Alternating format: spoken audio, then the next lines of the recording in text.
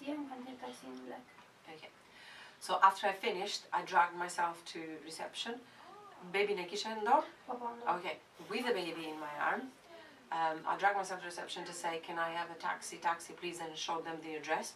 They booked her a taxi, but they booked a normal taxi that you would have to pay yourself once you get in the taxi. First thing that the driver asked was money, as soon as I got in the car and he started the car. She said no. He just stopped the car when I said no money, and he just got me out in the street.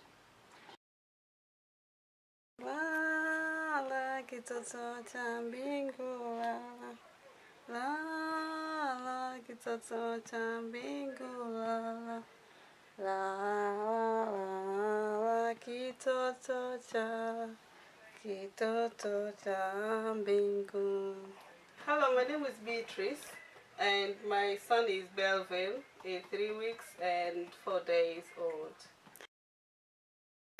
Beatrice came to England on a government scholarship from her country, and with the support of her sisters actually and brother.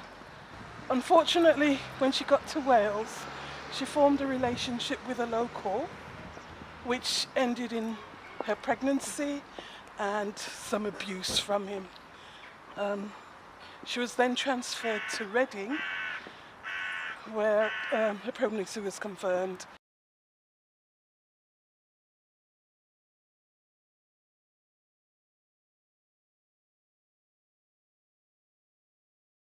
My midwife, Tina, because she was absolutely amazing woman actually really. So when I moved down here, she told me I have to look for somebody to help you down Birmingham. So I think she went on the internet, and she went on the internet and Google, and unfortunately the next day you guys phoned me actually. My name is Anita, and my baby is 3 months old now. When I went to the hospital for my regular checkup, and there was a nurse was there, and I discussed something about little things with her, and that time practicing nurse was sitting there, and she said, I know the Bethel services is they can help the people or women to support and help during pregnancy, throughout, and after the birth. So, and in the hospital, she checked in the internet, and in the internet, your website was there, and she gave me the number, and when I come home, and then I went to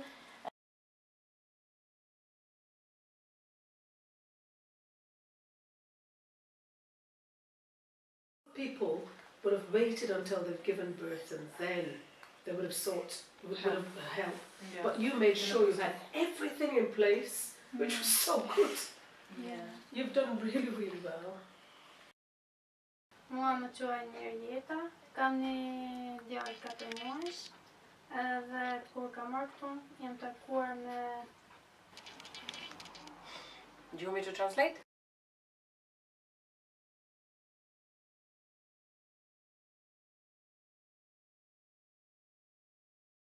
So her name is Mirjeta.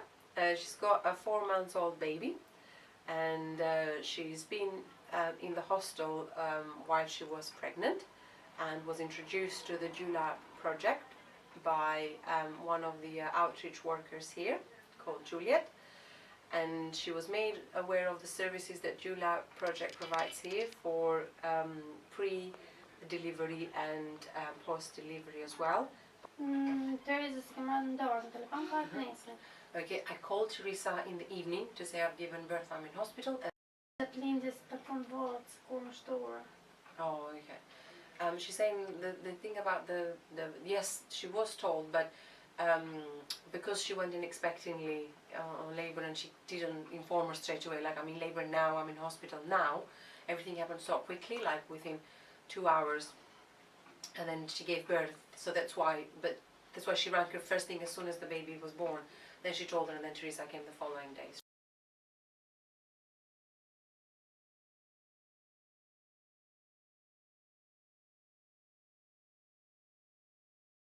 Yeah, Kathy told me By the way, I went for mother and baby group, and then because I didn't have any experience about the babies, because this is my first, so in mother and baby group, Kathy teach us how to go through labor, like breathing, like exercise, whatever. Yeah. So from there, I at least I know something, because I didn't know anything about those stuff.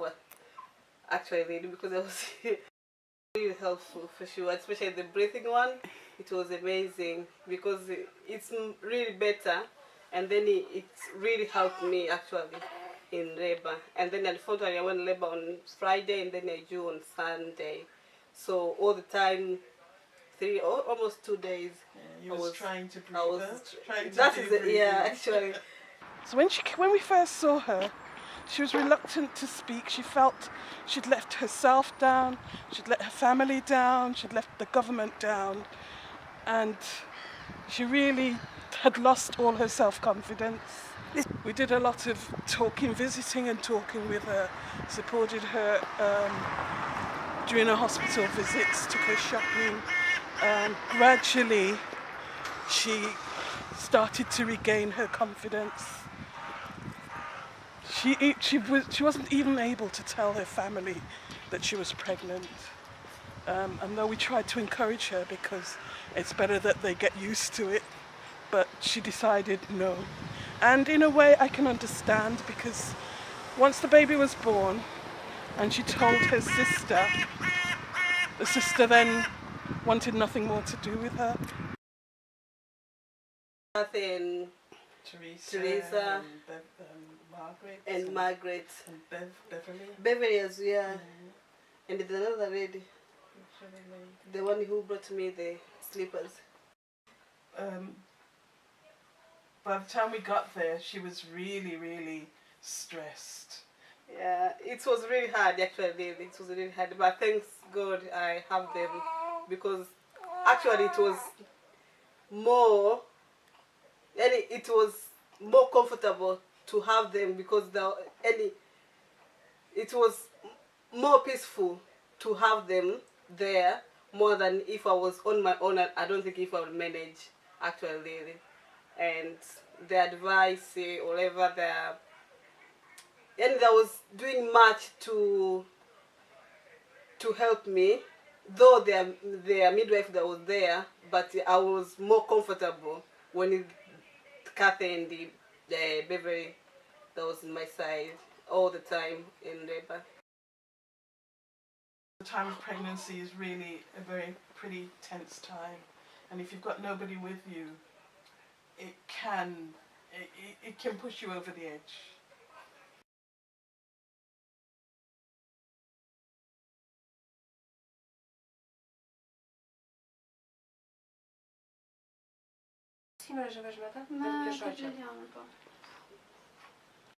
When she went in hospital, after approaching the staff there and saying I'm in labor, and also saying that I don't speak much English, I speak Albanian, nothing happened in terms of trying to secure an interpreter for her. She was left in the corridor, in pain, with the waters broken as well. How long sa kohë të lanë në korridor me urat edhe me dhimbje? Kush në korridor? 2.5 hours. Në korridor, pa krevat, pa karigjen. Just in the corridor, with waters broken, in pain, for 2.5 hours. And then they took her to the labor ward, delivered, again no interpreters as well. And that was the case for the next 4 days that she was kept in hospital. Pa përkthyes të 4 ditët. No interpreter for 4 days. Që të merr një këshilla që... She said I was just crying and screaming all the time. I kept saying, interpreter please, they say no, no.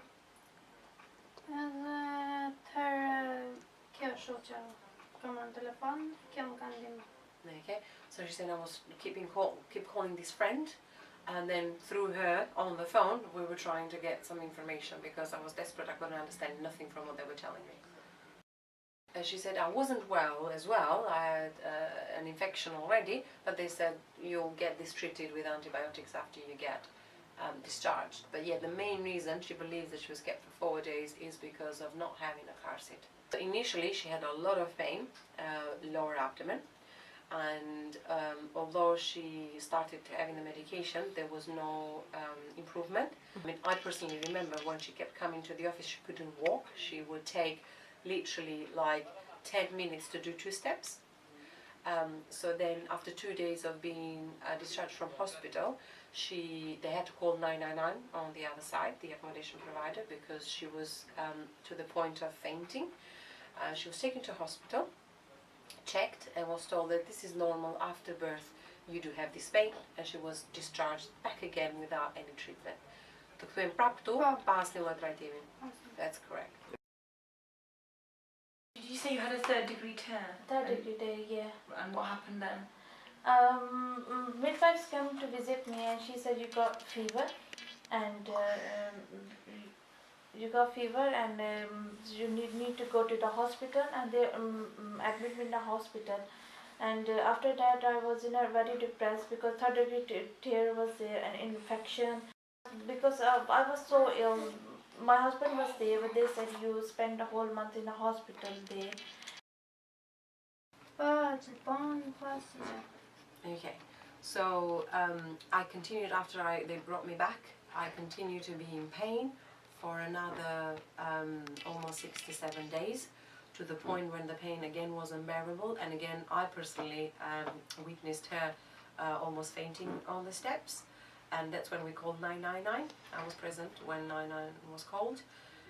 She's saying that when they came, the ambulance, the paramedics that checked her then and then said that we can see something coming out, we believe it's the placenta, but we're not sure. That's why we need to send you to hospital. They need to make the right checks, and then hopefully they will get an interpreter there, and then we'll explain to you everything what is happening. So she was then taken to hospital. Again, no interpreter on site, but they did call one on the phone later. They did remove the placenta after 2 hours of her just again waiting in the reception area. There was no numbness, medication to numb the area used. She was just taken to a hospital bed, taken the placenta out, and then that's it, goodbye, finished, we taken the placenta out. And she said taking the placenta was more painful than the delivery.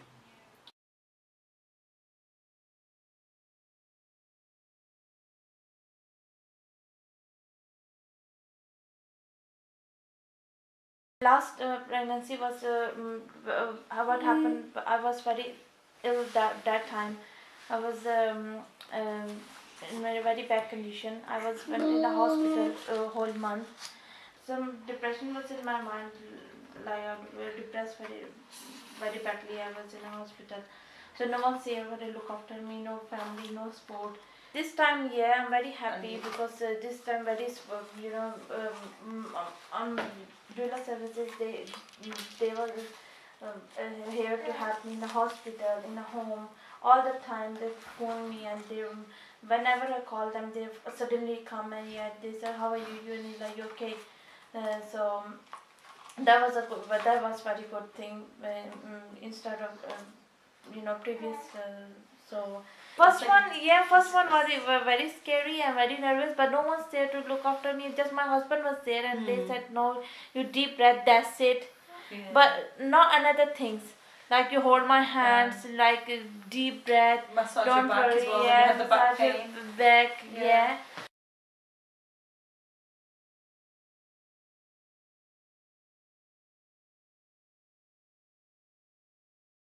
Only when she was discharged here, it was the visits from Teresa while she was breastfeeding to make sure that she was doing it in the right position and in the right way, and also she kept talking to other mums, young mums that had given birth before her, who were a little bit more experienced, and just looking at them and just learning after them as well. And then the baby is eating well actually so far, so I'm gonna try breastfeed up to 6 months or up to a year. Yay! Yeah.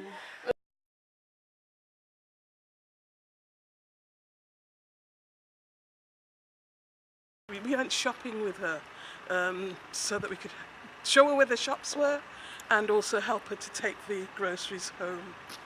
And sometimes they said, shall we make something for you, or something from outside, and that was very supporting that time, because my baby is one is 3 years old, and another one was little.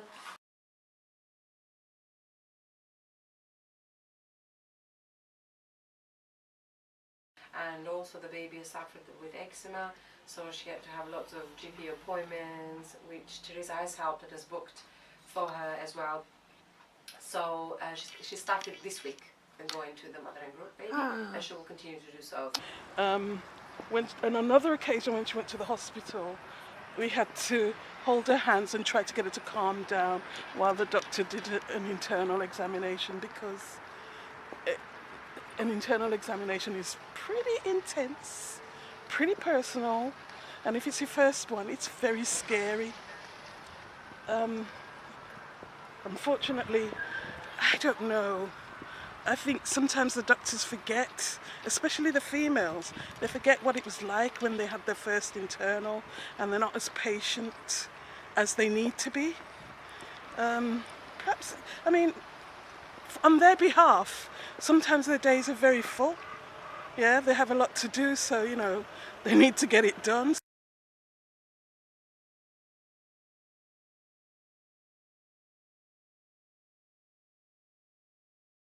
She didn't have anything. In fact, she wasn't expected to stay in at that time. So she went in without anything. So we had to provide slippers, toothbrush, toiletries.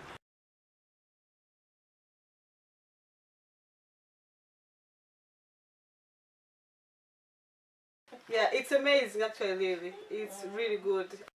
The best bit is seeing a mother coming from a period of stress. And I mean, this is not stress just with pregnancy, it's the stresses of life. And coming into that, something that's new to her totally, and coming into being a mother and enjoying motherhood.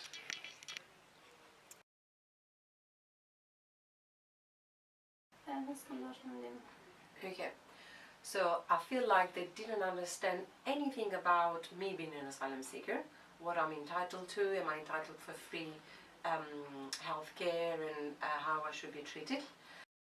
And also secondly, when they heard that I couldn't speak English and said the word asylum seeker, I felt like they kind of intentionally didn't care, because they know I haven't got anybody here or can't speak English, and I cannot defend myself, and I cannot ask for what I need or what I'm entitled to, because I didn't know anyway. So I just felt like deliberately, because I was in the situation I wasn't getting the help that I was supposed to get.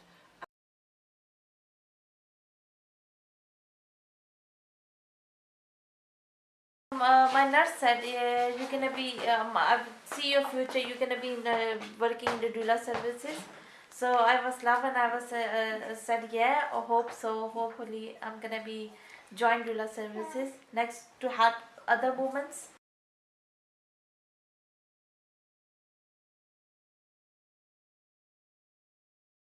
Gradually, as we encouraged her and supported her, you could see her coming out of what we'd call a mire.